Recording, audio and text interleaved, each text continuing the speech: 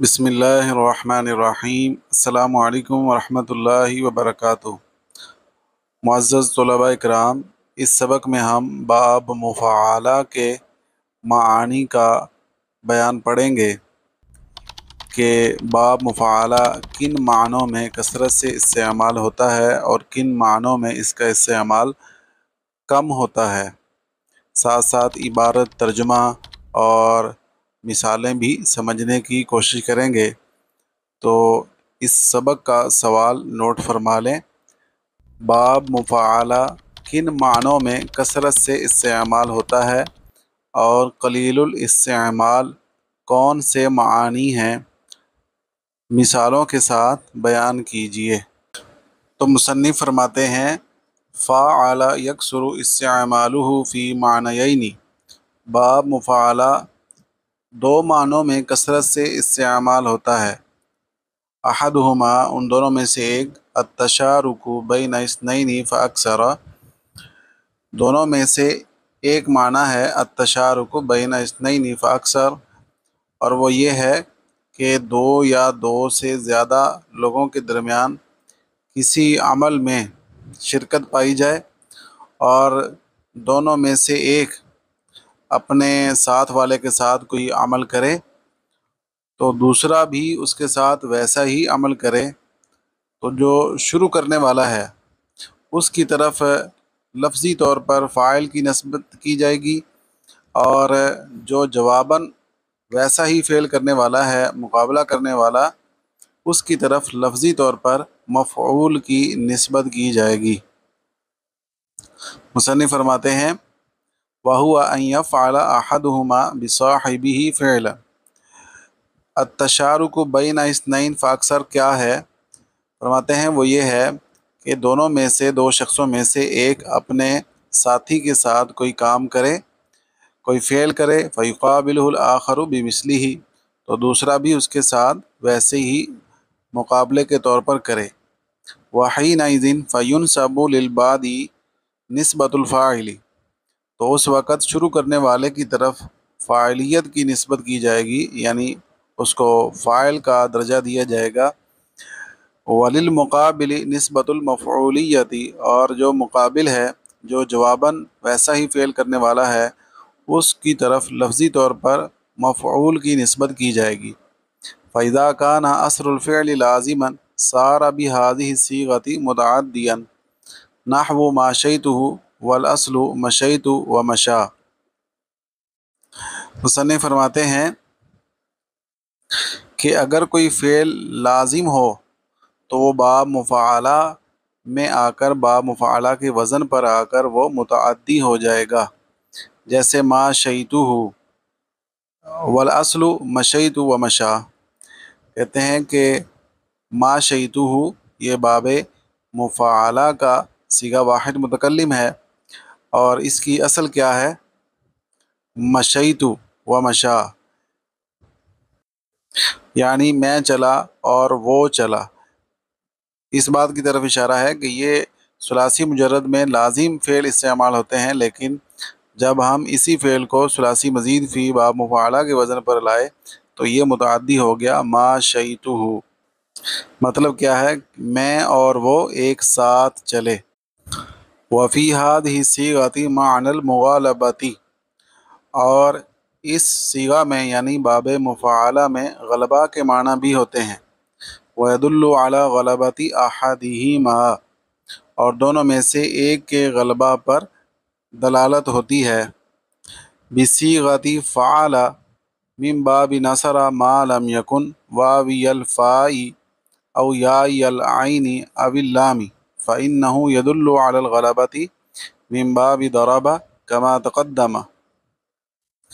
دونوں میں سے ایک کے غلبہ پر دلالت ہوتی ہے، کس صیغہ کے ساتھ؟ بصیغۃ فعل من باب نصر، باب نصر ینصر سے، یعنی جب غلبہ کے معنی میں استعمال کریں گے تو وہ باب ضربہ، باب نصر ینصر سے ہونا چاہیے، لیکن اس کے لیے شرط ہے ما لم یکن واوی الفاء۔ پہلی یہ ہے کہ وہ مثال واوی نہ ہو، واوی الفاء کا مطلب مثال واوی نہ ہو، او یا العین او اللامی، یا وہ اجوف یائی یا ناقص یائی نہ ہو۔ فإنه يدل على الغلبة من باب ضرب كما تقدم، کہ اگر یہ مثال واوی ہو یا اجوف یائی یا ناقص یائی ہو تو پھر غلبہ پر دلالت ہوگی باب ضرب یضرب سے، کما تقدم جیسا کہ پیچھے گزر چکا، جو پیچھے تنبیہات آئی تھیں، وہ تنبیہ نمبر 7 میں یہ بات گزری ہے کہ باب ضرب یضرب سے جو فعل آتے ہیں وہ غلبہ پر دلالت کرتے ہیں۔ وَمَتَى كَانَ فَعَلَ لِلدَّلَالَةِ عَلَى الْغَلَبَةِ كَانَ مُتَعَدِّيًا، اور جب کوئی فعل غلبہ کا معنی دے گا تو وہ متعدی ہوگا، کانا متعدیاً وہ متعدی ہوگا، وَإِنْ كَانَ أَصْلُهُ لَازِمًا، اگرچہ وہ اصلاً لازم ہی ہو، اصل کے اعتبار سے وہ لازم ہو، وَكَانَ مِن بَابِ نَصَرَ أَوْ ضَرَبَ عَلَى مَا تَقَدَّمَ مِنْ أَيِّ بَابٍ كَانَ، اور وہ باب ناصرہ ینصر سے یا باب ضربہ یضرب سے ہوگا، اس تفصیل کے مطابق جو پیچھے گزری، یعنی ان دونوں بابوں میں سے کسی ایک باب سے ہوگا۔ اب اس کا استعمال کیسے ہوگا کہ جب باب مفعلہ غلبہ کے معنی پر دلالت کرے گا تو اس کی مثالوں سے آپ سمجھ لیجئے، جیسے قاعدنی فقعدتہ، قاعدہ یہ باب مفعلہ کا صیغہ ہے، قاعدنی فقعدتہ اس نے مجھ سے بیٹھنے میں مقابلہ کیا تو میں اس پر غالب آ گیا۔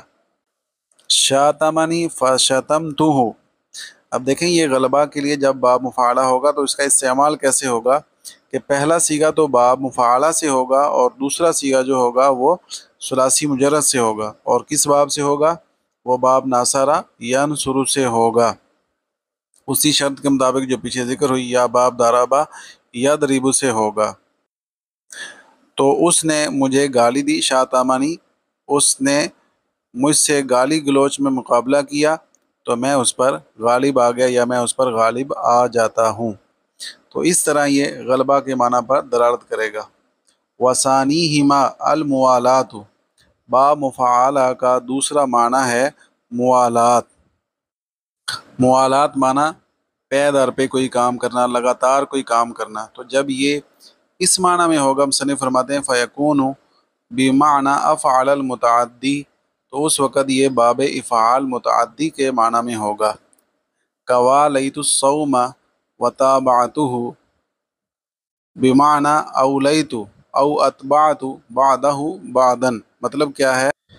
والیت الصوم میں نے لگاتار روزے رکھے، وتابعتہ اس کا مطلب ہوگا اتبعت بعدا بعدہ بعدا، میں نے لگاتار بعض کے بعد دوسرے بعد کام کیے۔ تو یہاں پر والیت بمعنی اولیت ہے، اور تابعت بمعنی اتبعت ہے، اور تابعت یہ باب مفعلہ کا صیغہ ہے اور اتبعت یہ باب افعال کا صیغہ ہے، اور یہاں پر باب مفعلہ باب افعال کے معنی میں ہے۔ اس سے آگے مصنف باب مفعلہ کے وہ معنی بیان کر رہے ہیں جو قلیل الاستعمال ہیں۔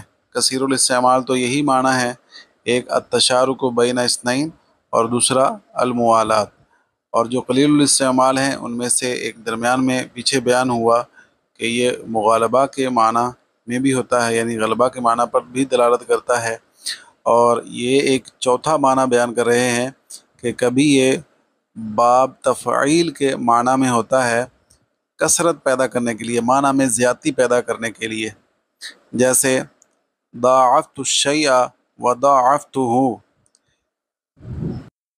کہ میں نے چیز کو دگنا کر دیا۔ وبمعنی فعل، اور کبھی یہ ثلاثی مجرد کے معنی میں بھی ہوتا ہے، کدافع و دفع، سافر و سفر، دونوں کا معنی ایک ہی ہے، دافع و دفع دونوں کا معنی ایک ہی ہے، اس نے دور کیا، سافر و سفر دونوں کا معنی ایک ہی ہے، اس نے سفر کیا۔ وربما كانت المفاعلة بتنزيل غیر الفعل منزلتہ، اور کبھی باب مفعلہ غیر فعل کو فعل کے مرتبہ میں کرنے کے لیے ہوتا ہے، کہ یخادعون اللہ، جیسے یخادعون اللہ، یہ قرآن کریم کی آیت مبارکہ ہے کہ وہ اللہ کو دھوکہ دیتے ہیں، اور یہ دھوکہ دینا ایک ایسا فعل ہے کہ جو اللہ کے لیے ہو ہی نہیں سکتا، کیونکہ اللہ تبارک و تعالیٰ سے تو کسی کا کوئی حال بھی پوشیدہ نہیں ہے، وہ تو دلوں میں آنے والے خیالات کو بھی جانتا ہے، اس سے بھی واقف ہے، تو اس کو کوئی کیسے دھوکہ دے سکتا ہے؟ تو یہ در حقیقت فعل ہے ہی نہیں، لیکن با مفعلہ کے ذریعے اس غیر فعل کو فعل کے مرتبہ میں رکھا گیا۔ جعلت معاملتهم للہ بمن طوت علیہ نفوسهم من اخفاء الکفر و اظہار الاسلام و مجازاتہ لہم مخادعۃ۔ اس عبارت کا ترجمہ کچھ ایسے ہوگا، جعلت معاملتهم للہ مخادعۃ، کہ ان کا جو معاملہ اللہ کے ساتھ تھا اس کو آیت میں مخادعہ کہا گیا، بمن طوت علیہ نفوسہم، جو کہ ان کی طبیعت تھی، جو کہ ان کی ہٹ درمی تھی، وہ کیا؟ من اخفاء الکفر، کفر کو چھپانا، و اظہار الاسلامی، اور اسلام کو ظاہر کرنا، و مجازاتہ لہم، اور اللہ تبارک و تعالیٰ کا ان کو اس چیز کی سزا دینا۔ تو عزیز طلباء کرام، آج کے اس سبق میں ہم نے باب مفعلہ کے معانی سمجھنے کی کوشش کی، اس کے خواص سمجھنے کی کوشش کی، امید ہے آپ سمجھ گئے ہوں گے۔ انشاءاللہ اس سے اگلے سبق میں باب تفعیل کے معانی بیان کیے جائیں گے۔ تب تک کے لیے اجازت چاہیے۔ السلام علیکم ورحمۃ اللہ وبرکاتہ۔